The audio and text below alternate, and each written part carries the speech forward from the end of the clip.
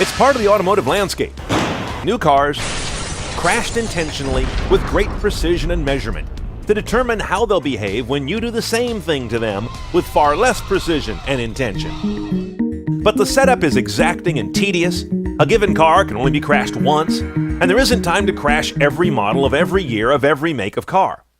Enter virtual crash testing, which stands to perhaps revolutionize this spectacle of auto crash worthiness. Cars and their parts are all designed on computers these days via CAD, computer-aided design.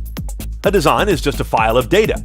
That same data, which exists about every part, every panel, every rivet, screw, and weld, and even the amount of gas in the tank, along with any crash you can imagine, can be fed into a computer, a serious computer, running 10,000 cores across 200 or so CPUs and GPUs. Turn off the lights, come back in 10 or 20 hours, and see the crash that never happened. It's amazing to look at the realism. But more important are these three gains.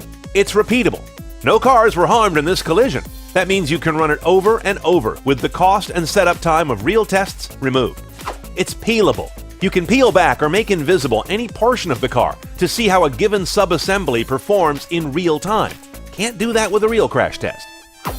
And it's variable. Find a weakness, redesign that area via CAD, upload the new design data, run the crash again, see if it's now fixed. No need to retool and create a new part for another crash test.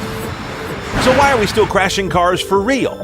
Well, virtual crash tests aren't complete. They're about 90+% accurate and dataful, a gap that should be closable. Risk does move slowly. Car makers, insurers, and regulators aren't the types to jump overnight to a new method where our lives are involved. It still takes too long. That half a day to a day of data processing per crash test needs to come down. And widespread adoption is needed. Not every car maker uses this technology, nor are they using a standardized version of it.